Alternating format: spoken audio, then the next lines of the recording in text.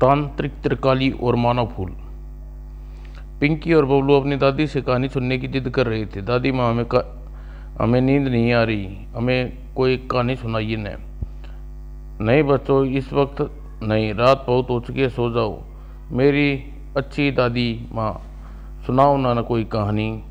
देखो दादी माँ, अगर आपने हमें अपने पाँव दबाने हैं तो कहानी सुनानी पड़ेगी, वरना क्या रे शैतान, क्या करेगा तू? आई तभी, वरना आपको पप्पी ले लूँगी। अच्छा शैतान की नानी, तू भी बबलू के साथ है? हा हा हा हा। फिर बबलू और पिंकी बहुत जिद करने पर, ठीक है बच्चों, मैं तुम्हें राजकुमारी दीपा और दुष्ट चंपा की कहानी सुनाती हूँ। हुर्रे, दादी माँ जिंदाबाद। और दादी माँ ने कहानी सुनानी शुरू की। टीकमगढ़ के राजा वीरेंद्र प्रताप अपनी बेटी दीपिका के जान से ज़्यादा प्यार करा करता था। एक दिन राजा दीपिका से इस बात से हमेशा नाराज रहता था कि दीपिका उसे राज उद्यान में माली रामदीन की लड़की चंपा के साथ खेलती थी। राजमहल के एक कक्ष में एक दिन राजा जय देववर्मा प्रताप सिंह दीपिका को डांटते हुए बोले, बेटी दीपिका, हमने तुम्हें कई बार समझाया है कि तुम रामदीन माली की लड़की चंपा के साथ मत खेला करो। पिताजी, चंपा मेरी सहेली है, दोस्ती बराबर के लोगों के साथ ही करनी चाहिए। बेटी, कहाँ तुम राजकुमारी, कहाँ वह माली की बेटी? पिताजी, आप और कोई भी आज्ञा दीजिए, पर चंपा के साथ खेलने से न रोकिए। आखिरकार राजा विजेंद्र प्रताप सिंह ने दीपिका की जिद के सामने हार माननी पड़ी। ठीक है बेटी, तुम नहीं मानती तो कोई बात नहीं, एक दिन तुम पछताओगी। जाइए पिताजी, हम आपसे नहीं बोलते। कहते हुए दीपिका गुस्से में पैर पटकती हुई कक्ष से बाहर चली गई। दीपिका के जाने बाद, ओह मेरी नादान बच्ची, तू समझती क्यों नहीं? राजा विजेंद्र प्रताप सिंह के मन में विचलित हो उठे।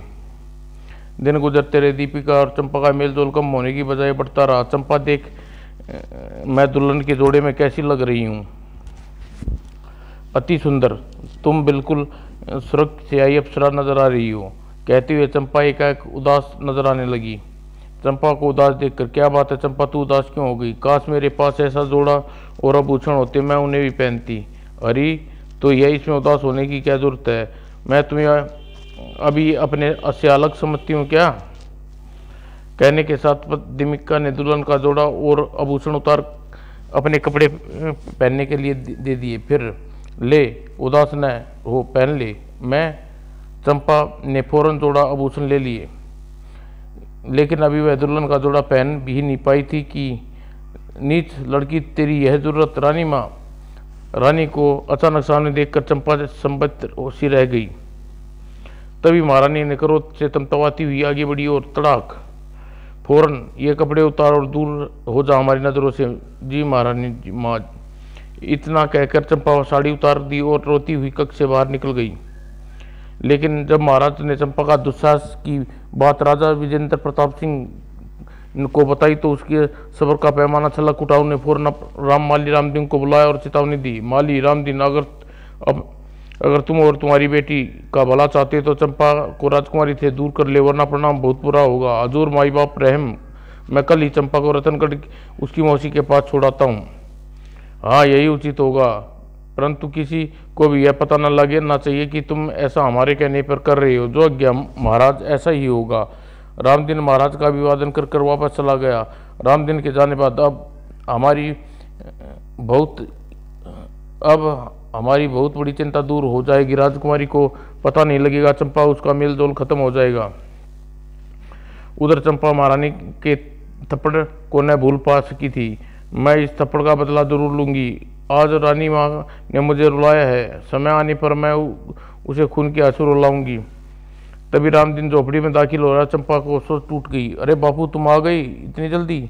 हाँ बेटी, कुछ तबीयत ठीक नहीं है, लेकिन कुछ दिनों की छुट्टी है, इसलिए छुट्टी लेकर आया हूँ। सोचता हूँ तेरी मौसी के यहाँ रतनगढ़ चला जाऊँ, उसी बहाने तेरी मौसी और नानी से भी मिलाऊंगा। ठीक है बापू, जैसे तुम्हारी इच्छा। मैं अभी यहाँ नहीं रहना चाहती। अगले दिन सुबह रामदीन अपनी सामान लेकर चंपा के साथ तो अपनी झोपड़ी से बाहर आ गया। राजकुमारी जी, दीपा तुम बहुत शायद तुम बुरा मान गई चंपा, इसलिए अपनी सहेली को छोड़कर जा रही हो। नहीं दीपा, भला मैं क्यों बुरा मानने लगी? रानी माँ जैसे तुम्हें प्यार करती है वैसे मेरी भी माँ के समान है। तो फिर मत जाओ चंपा, तेरे बिना मुझे उदास हो जाऊंगी। मैं हमेशा के लिए थोड़ी जा रही हूँ। हाँ राजकुमारी, कुछ दिनों की बात है। ठीक है, पर वादा कर चंपा, तू जाते ही मुझे पत्र लिख कर भेजेगी। मैं वादा करती हूँ दीपिका। और राजकुमारी दीपिका ने प्रतिशोध नहीं किया और राजकुमारी रतनगढ़ में पहुंचकर उचित मौका देखकर रामदीन अपनी साली कलावती से बोला, कलावती चंपा अब तेरे पास रहेगी, तू कोई अच्छा सा वर देखकर इसका ब्याह कर देना। वैसे चंपा मेरी बेटी समान है जीजा जी, तुम बेटी के बाप हो, अतः ब्याह का काम तो तुम्हें ही करना चाहिए। हाँ, हसरत तो मेरी यही थी चंपा, क्या करूं, पर चंपा को मैं अपने पास नहीं रख सकता। महाराज के आदेश पर चंपा को राजकुमारी से दूर रखा जाए। अगर ऐसी बात है तू फिक्र मत कर, मेरी अपनी कोई औलाद नहीं आता, चंपा अपनी बेटी की तरह रखूंगी। कलावती आश्वासन से रामदीन निश्चित हो गया। तुरंत ही इस बात को अनभिज्ञ था, चंपा उसकी सारी बात सुन रही थी। अगले दिन रामदीन चंपा को समझा बुझाकर कलावती के पास छोड़कर टीकागढ़ वापस लौट गया। बापू, भले ही तुमने मुझे यहाँ छोड़ जाओ, पर मैं अब चैन नहीं आएगा जब तक महाराज और महारानी को अपने अपमान का बदला नहीं ले लूंगी। रामदीन के जाने पर चंपा बहुत रोई। उसी दिन वह खोई उदास रहने लगी। कलावती के लाख पूछने पर भी उसने अपनी उदासी का कारण नहीं बताया। परंतु एक दिन जब चंपा की नानी विकाली तीर्थ लौट से आई, चंपा उदासी का कारण पूछा तो कारण छुपा न रहा, क्योंकि त्रिकाल तंत्र विद्या जानती थी। हाँ, इंतकाम की आग में जल रही है तू, उदास न हो मेरी बच्ची, तेरी इच्छा जरूर पूरी होगी, मैं तेरी मदद करूंगी। सस नानी, क्या मैं राजा और रानी से अपने अपमान का बदला ले सकूंगी? रानी शब्द सुनकर चंपा का चेहरा खुशी से खिल उठा। तेरी इच्छा जरूर पूर्ण होगी मेरी बच्ची, धैर्य रख। और समय बीतने के साथ साथ राजकुमारी दीपिका पूर्ण युवा हो गई। एक दिन राजा विजेंद्र प्रताप सिंह पुरोहित को बुलाकर बोले, पुरोहित जी, हमारी पुत्री दीपिका का विवाह योग्य हो गई है, इसके लिए शीघ्र उचित वर की तलाश कीजिए। राजन, राजकुमारी दीपिका का योग्य वर एक राजा मेरी नज़र में है। राज पुरोहित ने राजा विजेंद्र प्रताप सिंह को बताया। राजन, जीतनगर के युवा राजा प्रसन्नजीत बहुत वीर एवं सुदर्शन पुरुष हैं। वह हर दृष्टि में राजकुमारी दीपिका के योग्य हैं। आप आज्ञा दे तो जीतनगर जाकर बात पक्की कराऊं। नेक कार्य में देर कैसी, आप सिर्फ जीतनगर रिश्ता पक्का कराइए। महाराज की आज्ञा पाकर राजपुरोहित जी उसी दिन जीतनगर के लिए प्रस्थान कर गए और राजपुरोहित को ने लौटकर राजकुमारी के विवाह की राजा प्रसन्नजीत से तय होने की खबर दी। महाराज, आज मैं बहुत खुश हूँ। आज हम शीघ्र ही शुभ मुहूर्त पर बेटी दीपिका का विवाह धूमधाम से राजा प्रसन्नजीत से करेंगे। खुशी की बात है महाराज। उधर अपना विवाह तय होने की खबर सुनकर कितना समय हो गया बीत गया, न चंपा लौट कर आई न कोई खत भेजा। शायद मुझसे और अब भी नाराज है, लेकिन मेरे विवाह की खबर सुनकर वह जरूर आएगी। कल ही अपने उसके दूत को भेजती हूँ। अगले ही दिन राजकुमारी दीपिका ने दूत को चंपा के पास रतनगढ़ भेज दिया। दूत रतनगढ़ पहुंचकर चंपा से कहा, राजकुमारी दीपिका का विवाह जीतनगर के राजा प्रसन्नजीत से तय हो गया है। राजकुमारी जी को आपको अपने विवाह में आमंत्रण किया है। आप शीघ्र ही टीकमगढ़ पहुंचकर राजकुमारी जी की बहुत खुशी होगी। अरे, दीपिका का विवाह निश्चित हो गया, यह तो बड़ी खुशी की बात है। मैं शीघ्र टीकमगढ़ की राजकुमारी की खुशी में मेरी खुशी है। और दूत चंपा के आदेश ले वापस टीकमगढ़ चला गया। दूत के जाने के बाद और दीपिका का विवाह हो गया। दीपिका अपने ससुराल चली जाएगी, तब शायद मेरे मन की मुराद कभी पूरी ना होगी। तभी चंपा मेरी बच्ची क्या सोच रही है? ओह नानी। त्रिकाली की आवाज़ सुनकर चंपा की सोच से जाग गई। अगले ही पल, त्रिकाली, नानी, दीपिका की शादी हो रही है, परंतु मेरी इच्छा, तेरी इच्छा पूर्ण होने का समय आ गया है बेटी। त्रिकाली मन ही मन योजना बना चुकी थी। मैं सब कुछ सुन चुकी हूँ। तेरी सहेली राजकुमारी दीपिका का विवाह राजा प्रसेनजीत से अभी कभी नहीं होगा, क्योंकि उसकी जगह तू राजा प्रसेनजीत की पत्नी बनेगी। यह आप क्या कह रही हैं नानी? यह कैसे हो सकता है? मैं चाहूँ तो क्या नहीं हो सकता?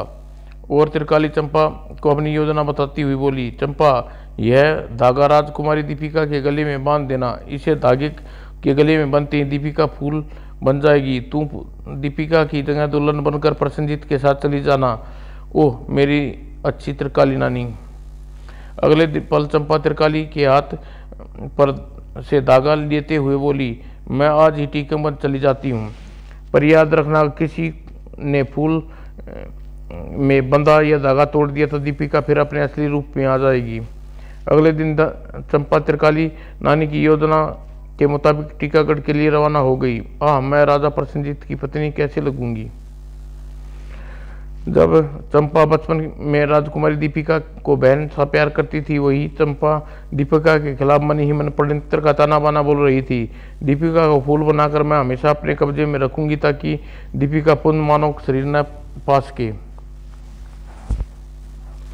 और राजा दीपेंद्र प्रताप सिंह को जब चंपा को टीकमगढ़ आने की सूचना मिली तो ने राजकुमारी दीपिका को अपने पास बुलाया। बेटी दीपिका, यह क्या सुन रहा हूँ? क्या रामदिनी मालिक की लड़की चंपा को तुमने टीकमगढ़ बुलाया है? हाँ पिताजी, मैंने चंपा को बुलाया है। मैं जानती हूँ आप चंपा से मेरा मिलना पसंद नहीं करते, पर मेरा हार्दिक अनुरोध है कि इस बार चंपा को से कुछ नहीं कहेंगे। ठीक है, अगर तुम यही चाहती है तो हम चंपा को कुछ नहीं कहेंगे। तुम्हारी खुशी में हमारी खुशी है। पिताजी, आप कितने अच्छे हैं। जल्दी दीपिका के विवाह की रस्में पूरी हो गई। उधर चंपा नहीं आई। विदा की बेला निकट आकर रहेगी। दीपिका के चेहरे पर गहरी उदासी छा गई। शायद चंपा मुझसे माफ नहीं किया, वह अब नहीं आएगी। कुछ देर बाद, राजकुमारी दीपिका, चंपा मेरी प्यारी सखी, तू आ गई। और फिर दीपिका दौड़ते हुए चंपा के बाहों में भरती हुई बोली, तू नहीं जानती चंपा, तेरे लिए मेरे दिल में कितनी बेचैन था। मैं भी तुमसे मिलने के लिए बेचैन थी राजकुमारी, क्योंकि मैं जानती थी अगर इस बार तुमने न मिल सकी तो मैं कभी नहीं मिल सकूंगी, और मेरे दिल की तमन्ना दिल में ही रह जाएगी। बोल चंपा, क्या चाहती है तू? कह डाल। मैं अपने दिल की ये बात एकांत में कहना चाहती हूँ दीपिका, जैसी तेरी मर्जी।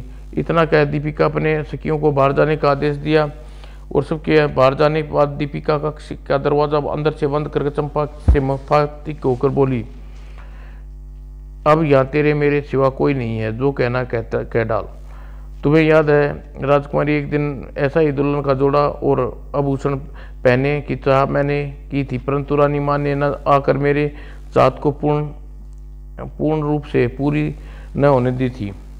हाँ मुझे याद है, वह मनुष्य दिन कैसे भूल सकती हूँ। उस दिन माताजी ने तुम्हारे साथ जो व्यवहार किया उससे आज तक शर्मिंदा हूँ। माताजी के व्यवहार के कारण मैंने तुम जैसी प्यारी सखी खो दी।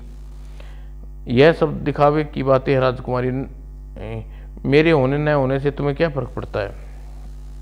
ऐसा न कहे चंपा, तू मेरी नहीं जानती, मैं तुझे अपने जान से ज़्यादा चाहती हूँ। चंपा अपना अंदाजा जाहिर करती हुई बोली, अगर तुम सचमुच मुझे चाहती है तो यह सुहाग का जोड़ा और आभूषण कुछ देर के लिए मुझे पहनने दो, बस इतनी सी बात है। दीपिका ने मुस्कुराते हुए सुहाग का जोड़ा और आभूषण उतार कर चंपा को पहनने के लिए दे दिए। स्वयं चंपा का कपड़े पहन लिए। कैसी लग रही हूँ दीपिका? बिल्कुल राजकुमारी लग रही हो। तभी ठक ठक ठक, राजकुमारी जी विदा का वक्त हो गया, दरवाजा खोलिए। दस्तक के साथ ही बाहर सेविका की आवाज़ दीपिका को सुनाई दी। सोनिया, सेविका की आवाज़ सुनकर, ला चंपा, अब मुझे मेरा सुहाग का जोड़ा और आभूषण उतार कर मुझे दे। हाँ क्यों नहीं दीपिका, पर पहले मुझ गरीब सखी का यह उपहार अपने गले में पहन ले। हमारी दोस्ती की मान रख लो। तू स्वयं पहना दे चंपा। दीपिका का इतना कहने चंपा आगे बढ़ी और धागा दीपिका के गले में बांध दिया, और धागा बनते ही हाँ हाँ दीपिका, अब तू हमेशा मेरी कैद में रहेगी और राजा प्रसन्नजीत की पत्नी बनकर उसके महल में राज करूंगी। फिर चंपा फूल को अपने बालों में फंसाकर चेहरे के ऊपर घूंघट डालकर द्वार खोल दिया। द्वार खुलते ही, चलिए राजकुमारी, विदा का समय हो गया, महाराज और महारानी आपको बुला रहे हैं। चंपा ने चालाकी से बेखबर राजा उसे डोली में बिठाने के बाद राजा प्रसन्नजीत से बोले, बेटे, अपनी बेटी को बड़े प्यार नाजरों से पाला है, इसका ख्याल रखना, फिक्र न करें महाराज, आज से यह हमारी दायित्व हमारा रहेगा। तत्पश्चात राजा प्रसन्नजीत ने चंपा की डोली को लेकर राज्य से प्रस्थान कर गए और जीतनगर के राजा प्रसन्नजीत के महल में पहुंचकर चंपा फूलों को अपने बालों में न पाकर चिंतित हो उठी। पता नहीं फूल कहाँ गायब हो गया, फिर अगर किसी के हाथ लग गया तो। चंपा फूल को बहुत ढूंढा पर वह उसे न मिला। उधर वह फूल राज उद्यान में गिरा था, मट्टी से समा गया। कुछ ही दिनों में वानना पौधा बनकर निकल आया। उस पौधे की सुंदर सुगंधित फूलों को देख, अरे यह पौधा कहाँ से निकल आया, मैंने तो ऐसे सुंदर फूलों वाले पौधा लगाया भी नहीं था। जल्दी ही माली ने निर्णय किया, ठीक है, इसी पेड़ों के फूल की माला बनाकर महाराज को दिया करूँगा। बूढ़ा माली आश्चर्य में डूबा रहा और अगले दिन उसे बूढ़ा माली उस पेड़े के माला बनाकर राजा को भेजने लगा। कुछ दिनों बाद फूलों की खुशबू से प्रभावित राजा प्रसन्नजीत बूढ़े को माली को बुलाकर पूछा, माली, कुछ दिन से तुम विशेष प्रकार के फूलों की माला हमारे लिए गूंथ कर ला रहे हो, ये सुगंधित फूल तुम्हें कहाँ से लाती हो? महाराज, राज उद्यान में इस फूल का पौधा अपने आप उगाया, मैं इन फूलों की खुशबू से चंकृत, मैंने आज तक ऐसा पौधा कभी न देखा। बूढ़े माली की बात सुनकर राजा प्रसन्नजीत बोले, कल हम स्वयं अद्भुत पौधे को देखना चाहेंगे। जो गया महाराज। राजा का अभिवादन लेकर करके चला गया। माली के जाने के पश्चात राजा प्रसन्नजीत चंपा के पास पहुंचा और बोला, रानी, हमारी इच्छा है कि कल हमारे साथ राज उद्यान में भ्रमण करने चलो। अवश्य महाराज, हमने कभी आपकी इच्छा को टाला है। दूसरे दिन राजा प्रसन्नजीत चंपा को लेकर राज उद्यान में नए पौधे के पास पहुंचे। अद्भुत मन मोह लेने वाली सुगंध फूलों का ऐसा पौधा हमने पहली बार देखा है। पौधे के फूल को देख चंपा बुरी तरह चौंक उठी। अरे, यह तो वही उसी तरह के फूल हैं जिसे फूल को मैंने दीपिका को बनाया था। इस पौधा यहाँ कहाँ से आया? चंपा की नज़र पौधे के तने पर पड़ी। तने में बंधे एक धागे को देखकर चंपा पौधे का भेद समझ में आ गया। अरे, इस पेड़ के तने में धागा बंधा है। ओह, तो यह बात है, यह पौधा निश्चित ही मेरे बालों से गिरे दीपिका के उसी फूल से उगा है। मुझे इस पौधे को जल्द ठिकाने लगाना होगा। चंपा को गहरी सोच में डूबे देख कहाँ खो गई प्रिय। ओह, सचमुच पौधा सुंदर है, बेजोड़ मिसाल है महाराज। चंपा बड़ी सफाई से राजा प्रसन्नजीत के प्रश्न को टाल गई, लेकिन महल में लौटकर चंपा बेचैन हो उठी। अगर राजा प्रसन्नजीत पौधे का असलियत का पता चल गया तो नहीं, ऐसा हरगिज नहीं होने दूंगी। चंपा का दिल बार बार किसी भाव आकांक्षा से कांप उठता था। आखिरकार रात्रि को अंधारे में चंपा उठी और दबे पांव चलती हुई राज उद्यान में जा पहुंची। मैं तुझे अपने हाथों से ठिकाने लगा दूंगी, तेरा नामो निशान मिटा दूंगी। और अगले ही पल चंपा ने पेड़ के तने को हाथों में थाम लिया, लेकिन इससे पहले वे अपने इरादे को कार्य करती, रुक जा मूर्ख, यह क्या कर रही है? अगर तू पौधे को उखाड़ लिया तो तने में बंधा धागा टूट सकता है, दीपिका अपने असली रूप में आ जाएगी। यह विचार मस्तिष्क में आती ही चंपा के अपने हाथ पीछे खींच लिए। फिर इस पौधे को मुझे कोई खतरा भी नहीं है। इस रूप में दीपिका अपनी असलियत कभी किसी पर जाहिर नहीं कर सकती। वह सोच चंपा निश्चित होकर उल्टे पांव महल में अपने कक्ष की ओर लौट पड़ी। लेकिन चंपा का दुर्भाग्य शायद उसका पीछा कर रहा था। कुछ दिन बाद राजा प्रसन्नजीत राजा विजेंद्र प्रताप सिंह के संदेश भेजे, टीकागढ़ से आने का निमंत्रण किया। तुम्हारे दीपिका, तुम्हारे पिता और टीकागढ़ जाने का निमंत्रण आया है। हम कल प्रातः तुम्हारे साथ टीकमगढ़ चल जा रहे हैं क्या? राजा चंपा राणा की प्रसन्नजित की बातें सुनकर चौंक पड़ी। चंपा को परेशान देख राजा प्रसन्नजित बोले, क्या प्रिय, तुम क्यों परेशान हो गई? हमें वहाँ छोड़कर थोड़े आएंगे, अपने साथ तुम्हें जीतनगर वापस ले आएंगे। जी जी। राजा प्रसन्नजित चंपा के मन में उमड़ती उथल पुथल भाप न छ पाई। अगले ही पल चंपा टीकमगढ़ पहुँचते ही राजा विजेंद्र और महारानी मुझे पहचान लेंगे, तब मेरी पोल खुल जाएगी। तुझे कोई ऐसी चाल चलनी होगी राजा और रानी तेरा भेद न खोल सके। अगले दिन प्रातः प्रसन्नजित राजकीय ठाट बाट के साथ चंपा को लेकर टीकमगढ़ की ओर चल दिए। टीकमगढ़ पहुंचने पर, आओ बेटे प्रसन्नजित, तुम्हारा टीकमगढ़ में स्वागत है। महाराज मेरे प्रणाम स्वीकार कीजिए। राजमहल के द्वार पर पहुंचते ही चंपा ने लंबा घूंघट डाल लिया। तभी आओ दीपिका माँ, चंपा रानी के सीने से जा लगी। तत्पश्चात राजा प्रसन्नजित पूर्ण राजकीय सम्मान के साथ राजमहल ले जाया गया और महारानी विजेंद्र चंपा को अपने साथ अपने कक्ष में ले गई और फिर, बेटी अब क्या चेहरे पर घूंघट हटा दो, अब शर्माने की क्या बात, जरूरत नहीं है, यहाँ तुम्हारे पिता और मेरे अलावा कोई नहीं है। यह सुनकर चंपा ने अपना घूंघट हटा दिया। घूंघट हटते ही, चंपा तुम रामदीन वाली की लड़की, तुम दीपिका की जगह कैसे? हमारी बेटी दीपिका कहाँ है? राजा विजेंद्र सिंह और रानी महारानी को हैरान देख चंपा आहटास करने उठी, फिर बोली, महाराज दीपिका मेरी कैद में है, अगर आपने यह राज खोला तो मैं दीपिका की गर्दन मरोड़ दूंगी और फिर अपनी प्रिय बेटी को आपको कभी नहीं मिलेगी। इतना कहकर चंपा ने सारी बात राजा रानी को बता दी। ओह बेटी दीपिका, काली नागिन, आखिर तूने दीपिका को डस ही लिया। मैंने तुझे दीपिका को कितनी बार समझाया था कि तुझे मित्रता न करे। इसी अपमान का तो मैंने बदला लिया है महाराज। आप दोनों मुझे रुलाया, अब आप दोनों जीवन भर रुलाऊंगी। अगर आप लोग दीपिका का भला चाहते हैं तो अपना मुंह बंद रखिए। चेतावनी देती हुई चंपा हंस पड़ी। चंपा को चेतावनी सुनकर महारानी करा उठी, नहीं नहीं, तुम ऐसा अनर्थ न करना, हम ये भेद किसी पर जाहिर नहीं करेंगे। राजा रानी की तरफ से आश्वासन। चंपा कुछ दिन राजमहल में प्रसन्नजित के साथ रही और फिर अपने पति के साथ जीतगढ़ चली गई।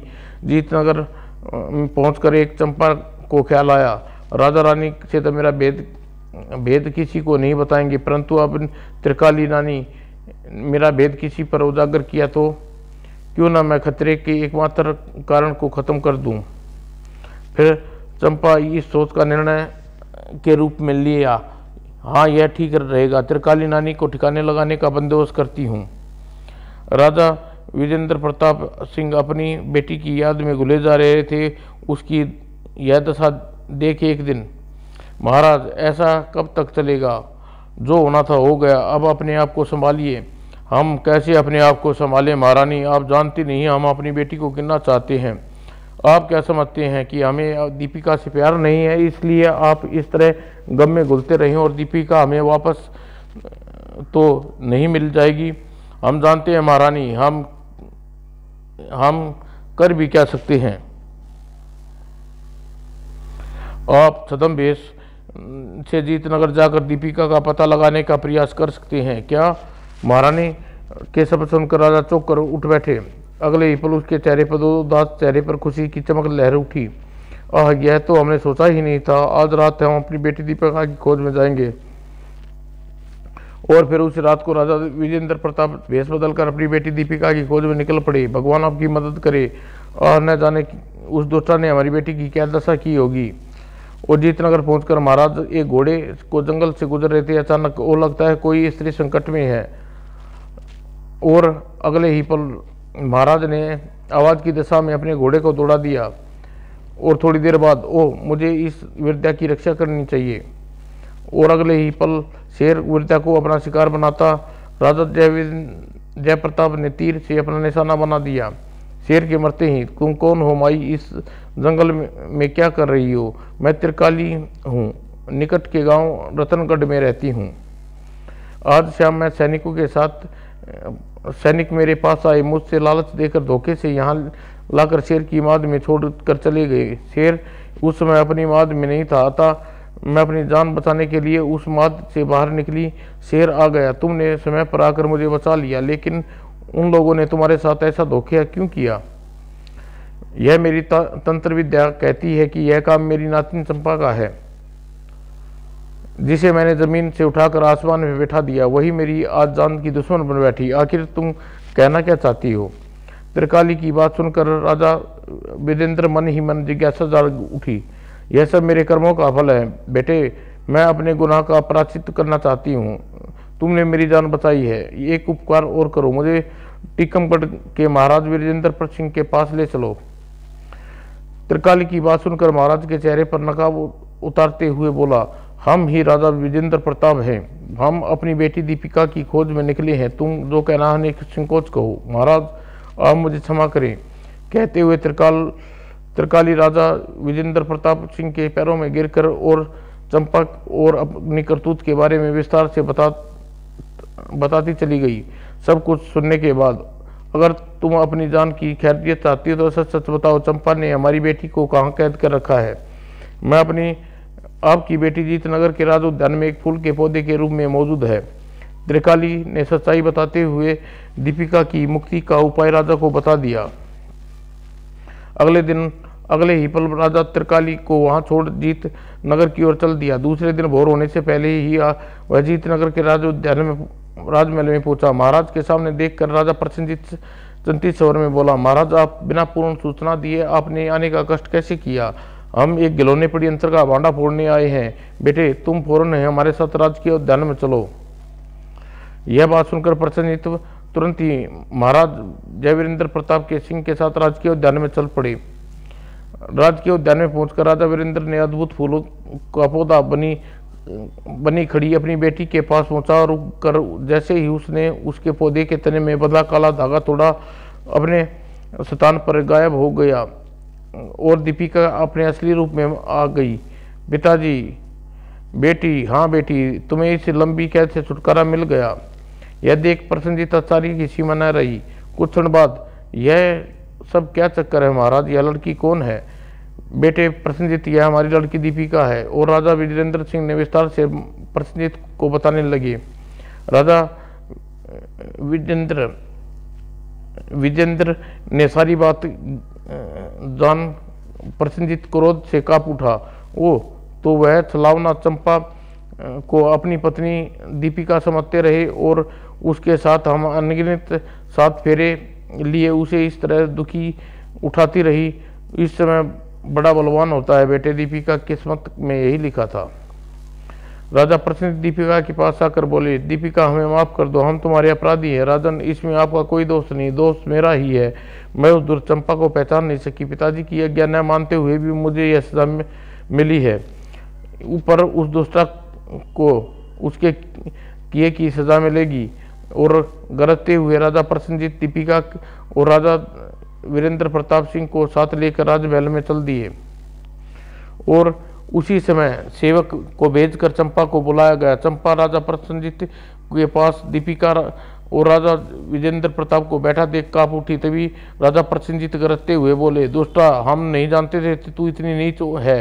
अपनी सहेली दीपिका को छल से फूल बनाकर उसकी जगह लेकर तूने जो अपराध किया है उसके लिए तुझे मृत्युदंड देते हैं। रहम महाराज, रहम।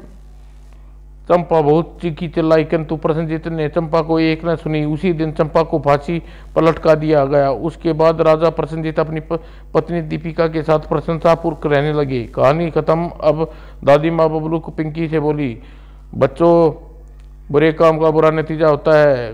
कहानी कैसी लगी? बहुत अच्छी लगी दादी माँ। एक कहानी और अभी तुम लोग दिल नहीं भरा? चलो छोटी कहानी और सुनाती हूँ, सुनो। दादी माँ कहानी शुरू करती हुई बोली, प्रीतनगर का राजा शुभांकर सेन बहुत झूठा था। वह जुबात बात पर झूठ बोलता था। एक दिन घोड़े के व्यापारी शुभंकर के दरबार में आया और फरियाद की, महाराज मैंने पिछले माह आपको 50 घोड़े विक्रय किए थे, आपने अभी तक मुझे उसका मूल्य नहीं चुकाया। कैसे घोड़े? मैंने तुम्हें एक भी घोड़ा नहीं खरीदा। व्यापारी लाख सिर फटकार न्याय की दुहाई दी, पर राजा सुबानसेन उस व्यापारी की बातों पर कोई असर नहीं हुआ। व्यापारी धक्के देकर दरबार से निकाल दिया गया। ठीक उसी दिन महाराज, राज्य में कुछ गणमान्य व्यक्ति आपसे पास फरियाद लेकर आए हैं। कुछ देर बाद, महाराज की जय हो, कहो लोगों क्या फरियाद है?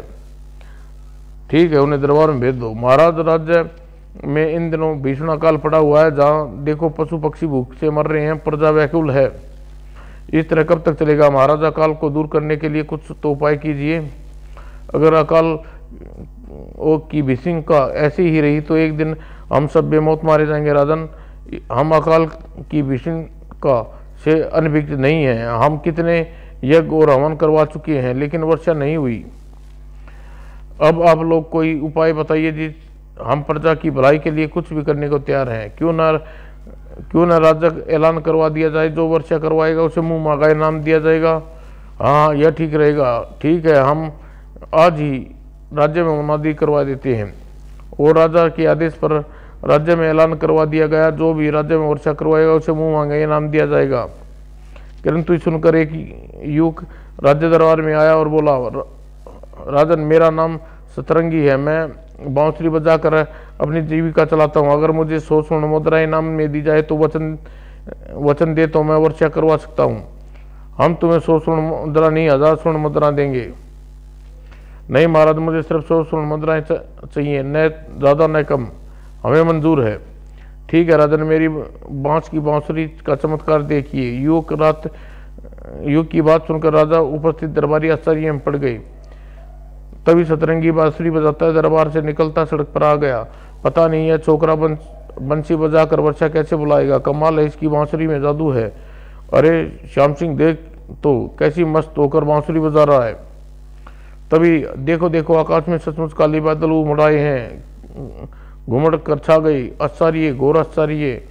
और सतरंगी इस चमत्कार को देख सतरंगी इर्द गिर्द काफी भीड़ जमा हो गई, लेकिन सतरंगी अपनी धुन में बांसुरी बजाता चला जा रहा था। थोड़ी देर बाद, वाह, इस भूखमरी से छुटकारा मिल जाएगा। ओ, हमारे खेत लहरा उठेंगे, हम चैन की नींद सोएंगे। यह बांसुरी वाला पूरा जादूगर निकला। वर्षा में भीगते लोग खुशी से झूम उठ रहे थे। उधर सतरंगी अपना कथन पूरा कर चुका था। राजा शुभंकर के दरबार में अपना इनाम लेने पहुंच गया। लाइए महाराज, मेरा पुरस्कार दीजिए, आपके राज्य में खूब वर्षा हो गई। कैसा पुरस्कार? यह क्या पिताजी फिर झूठ बोलने पर उतर आए? राजा शुभंकर सोने सेन का उत्तर सुनकर राजकुमारी मन ही मन चौंक उठी। तभी सतरंगी राजा शुभंकर को याद दिलाते हुए बोला, वही 100 स्वर्ण मुद्राएं जो आपने देने को कहा था, मैंने आपसे राज्य में वर्षा करवा दी है। अब आपकी प्रजा काल से छुटकारा पा लेगी। राजा शुभंकर चौंकने का अभिनय करता हुआ बोला, आह, याद आया, मैंने तो 100 स्वर्ण मुद्राएं नहीं, केवल 1000 स्वर्ण मुद्रा देने को कहा था। आप झूठ बोलकर अपने वायदे से मुकर रहे हैं, इसका परिणाम अच्छा नहीं होगा। सतरंगी की चेतावनी सुनकर राजा शुभंकर को क्रोध से चिल्ला उठा, बीते भर का छोकरा हमके धमकी देता है। दरबार में एकदम सन्नाटा छा गया। अगले ही पल सैनिक को धक्के देकर दरबार से बाहर निकाल दो, जुबान लड़ाता है, हमें झूठा बताता है। तो अब देखिए महाराज, झूठ बोलने का परिणाम क्या होता है। सतरंगी इतना कहकर बांसुरी बजाता हुआ दरबार से चल दिया। और तभी एक अनोखी घटना घट गई। भरी सभा में महाराज उठकर राजकुमारी वीरमती को सतरंगी के पीछे लेकर चल पड़ी। यह देख राजा शुभंकर चीख उठा, वीरमती, वीरमती, रुक जाओ, तुम्हें क्या हो गया है? क्या तुम सारी लोक लाग त्याग दी है? लेकिन वीरमती ने अपने शब्दों का कोई प्रभाव पड़ते न देख सैनिक को वीरमती को रोको जाने न पाए। जोग्या महाराज, अगले ही पल सैनिक वीरमती को रोकने के लिए लपके, लेकिन सैनिक वीरमती को न रोक पाए। हाय मेरी बेटी, तुझे कैसे रोकूं? तभी मंत्री ने आगे बढ़कर राजा शुभंकर से कहा, महाराज, आप बांसुरी वाले से क्षमा मांग लीजिए। वह आपने झूठ बोलने से रुष्ट होकर जो बांसुरी की धुन के बल पर वर्षा करवा सकता है, वह कुछ भी कर सकता है। आप ठीक कहते हैं महामंत्री। अब हम अपने घमंड में झूठ बोलते रहे समय यह भूल गए कि हमारे ऊपर भी एक बड़ी शक्ति है। अपनी भूल का एहसास होते ही राजा का शुभांकर दौड़कर बांसुरी वाले के पास पहुंचे। सतरंगी, मुझे क्षमा कर दो, मैं बहुत झूठा हूँ। राजन, झूठ बोलना आपको शोभा नहीं देता। जिस देश का राजा झूठा हो उसकी प्रजा का क्या होगा। मैं लज्जित हूँ सतरंगी, मैं प्रण करता हूँ आज के बाद कभी झूठ नहीं बोलूंगा। आओ दरबार में चलो और मुझसे अपना उचित पुरस्कार ग्रहण करो। और फिर राजा शुभांकर ने न केवल सतरंगी को 100 स्वर्ण मुद्राएं दी बल्कि वीरवती का ब्याह सतरंगी से कर दिया। वाह दादी वाह, सतरंगी के तो मजे हो गए। 100 स्वर्ण मुद्राएं मिली और वीरवती जैसी पत्नी भी। दादी माँ, आपने तो बहुत अच्छी कहानी सुनाई। तो आप अच्छे बच्चों की तरह सो जाओ। अच्छा दादी माँ, शुभ रात्रि शुभ रात्रि शुभ रात्रि। बच्चों और बबलू सो गया।